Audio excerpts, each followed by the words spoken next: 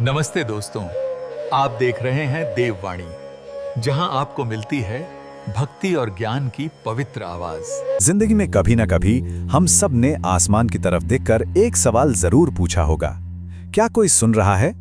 आज हम इसी गहरे और शायद सबसे पुराने सवाल की परतों को खोलने जा रहे हैं। चलिए मिलकर इस दिव्य संबंध को समझने की कोशिश करते हैं। सोचिए, कभी बहुत खुशी का मौका हो या कोई मुश्किल घड़ी, या फिर बस अकेले में बैठे हुए मन में ये ख्याल आता है कि क्या हमारी आवाज, हमारी प्रार्थनाएं सच में उस दिव्य शक्ति तक पहुंच भी रही हैं? अब देखिए, इस सवाल का कोई एक सीधा साधा जवाब तो है नहीं। इसीलिए आज हम इसे 4 अलग-अलग लेकिन आपस में जुड़े हुए नजरियों से देखेंगे। हमारे धर्म और शास्त्र क्या कहते हैं, विज्ञान इस बारे में क्या सोचता है, और आखिर में हमारा अपना अनुभव क्या कहता है। तो शुरुआत करते हैं वहीं से जहां इस विश्वास की नींव रखी गई है, हमारे पवित्र ग्रंथों से। देखते हैं वो इस बारे में क्या कहते हैं। भगवद गीता का ये श्लोक ना प्रार्थना के पूरे कॉन्सेप्ट को ही बदल देता है। यहाँ श्री कृष्ण साफ साफ कह रहे हैं कि वो शब्दों पर नहीं, भाव पर ध्यान देते हैं। मतलब असली खेल शब्दों का नहीं, हमारी नियत और हमारी भावना की सच्चाई का है। सच्ची श्रद्धा ही वो कनेक्शन है, वो फ्रीक्वेंसी है जिस पर ईश्वर सुनते हैं।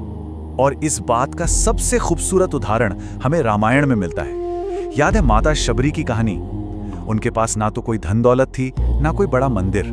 उनके पास था तो बस सच्चा प्रेम और अटूट इंतजार। और यही भक्ति, यही भाव था जो भगवान राम को खुद उनकी कुटिया तक खींच लाया। ये कहानी हमें सिखाती है कि ईश्वर के लिए भावना से बढ़कर कुछ भी नहीं है। अच्छा, अब उस सवाल पर आते हैं जो शायद सबसे ज्यादा परेशान करता है और जहां आकर अक्सर लोगों का विश्वास डगमगा जाता है।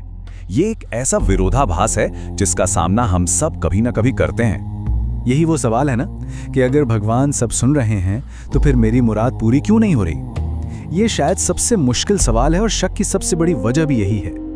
तो यहाँ ना एक बात समझनी बहुत जरूरी है, प्रार्थना का जवाब हमेशा हाँ में नहीं होता। आध्यात्मिक नजरिए से देखें तो इसकी 3 संभावनाएं हो सकती हैं। पहली, हो सकता है जो हम मांग रहे हैं वो असल में हमारे लिए सही ही ना हो। दूसरी, जवाब में सिर्फ देरी हो रही है, इनकार नहीं हुआ है। और तीसरी, जो सबसे खूबसूरत है, कि शायद हमारे लिए कुछ बहुत बेहतर प्लान किया जा रहा है। और यहीं पर कर्म का सिद्धांत, the law of Karma, picture में आता है। ये एक अटल नियम है। प्रार्थना कोई जादू की छड़ी नहीं है जो हमारे कर्मों के फल को मिटा दे, बल्कि प्रार्थना हमें वो मानसिक और आत्मिक शक्ति देती है जिससे हम सही कर्म कर सकें। वो हमें हिम्मत और समझ देती है ताकि हम अपने कर्मों को सुधार कर अपने परिणाम खुद बदल सकें। अच्छा, 1 मिनट के लिए नजरिए को थोड़ा बदलते हैं। क्या हो अगर हम ईश्वर को कहीं बाहर ढूंढने के बजाय उस जुड़ाव को अपने अंदर महसूस करने की कोशिश करें? इससे प्रार्थना का पूरा मतलब ही बदल जाता है। उपनिषदों में कहा गया है, ईश्वर सर्वव्यापी है। सोचिए, इसका मतलब अगर ईश्वर हर जगह है, हर कण कण में है, तो इसका मतलब वो हमारे अंदर भी है ना? इस नजरिए से देखें तो प्रार्थना किसी बाहरी शक्ति को भेजा गया कोई मैसेज नहीं है, बल्कि अपने ही अंदर मौजूद दिव्यता से बात करना है, एक तरह की आंतरिक गूंज। और मजे की बात यह है कि विज्ञान भी कहीं ना कहीं इस अंदरूनी जुड़ाव को मानता है। स्टडीज बताती हैं कि जब कोई प्रार्थना या ध्यान करता है तो मन शांत होता है, स्ट्रेस हार्मोन्स जैसे कॉर्टिसोल कम हो जाते हैं, और जब मन शांत और तनाव मुक्त होता है तो जाहिर है हम बेहतर फैसले ले पाते हैं। तो एक तरह से प्रार्थना हमें वैज्ञानिक रूप से एक बेहतर मानसिक स्थिति में लाती है ताकि हम अपनी जिंदगी के लिए सही कदम उठा सके। तो अब तक हमने जो भी बातें की, विश्वास, शास्त्र, विज्ञान, इन सब को जोड़कर देखते हैं कि ये पूरा सिस्टम काम कैसे करता है।